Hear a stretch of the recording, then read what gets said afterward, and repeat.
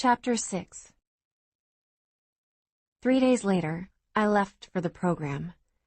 Michael was the one who came to pick me up. He parked out at the curb and waited.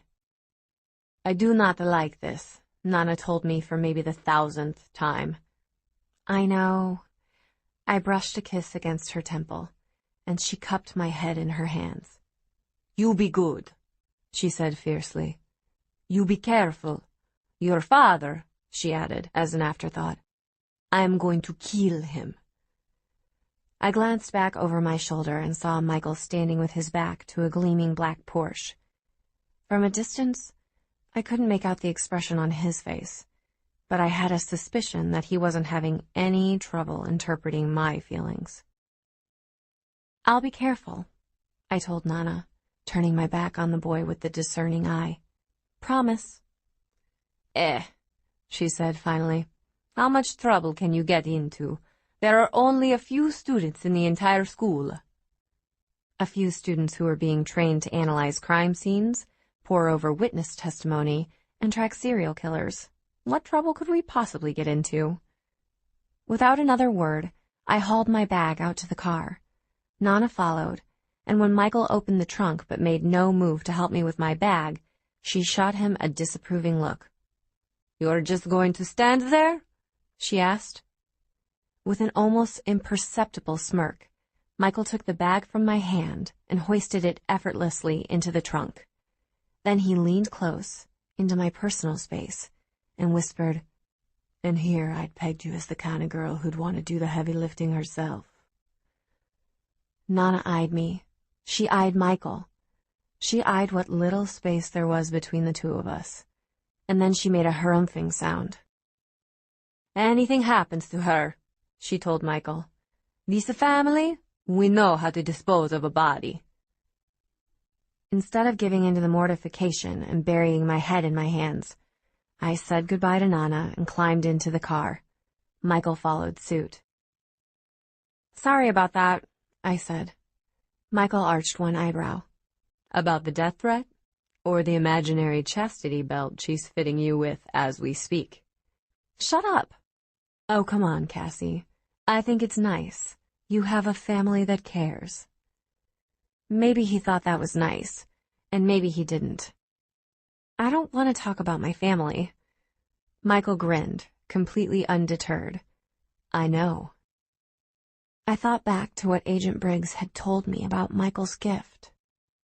"You read emotions," I said. "Facial expressions, posture, gestures, the works," he said. "You nibble on the inside of your lip when you're nervous, and you get this little wrinkle at the corner of your right eye when you're trying not to stare." He said all of this without ever taking his eyes off the road. My gaze flitted to the speedometer, and I realized how fast we were going. "Do you want to get pulled over?" I squeaked. He shrugged. "You're the profiler," he said. "You tell me." He eased off the accelerator ever so slightly. "That's what profilers do, isn't it? You look at the way a person is dressed, or the way a person talks, every little detail, and you put that person in a box.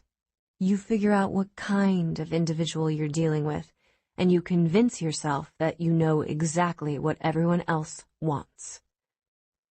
Okay, so he'd had an experience, and not a good one, with a profiler in the past. I took that to mean that the difficulty I'd been having getting a read on him was no accident. He liked keeping me guessing.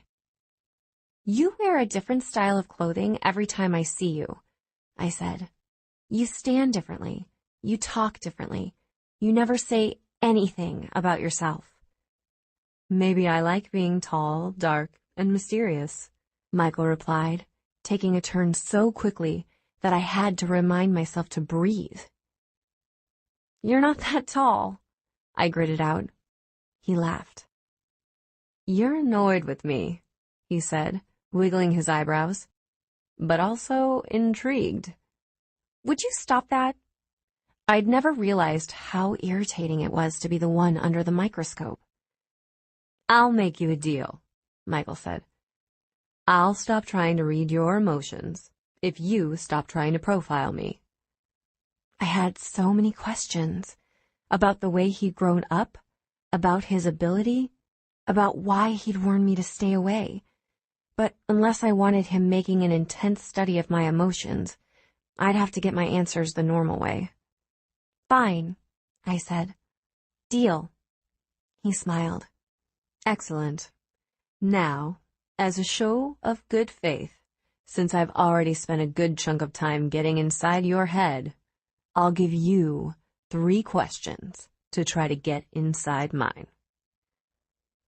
The puzzle solver in me wanted to ask what kind of clothes he wore when there was no one around to see him, how many siblings he had, and which one of his parents had turned him into the kind of guy who was a little angry at the world.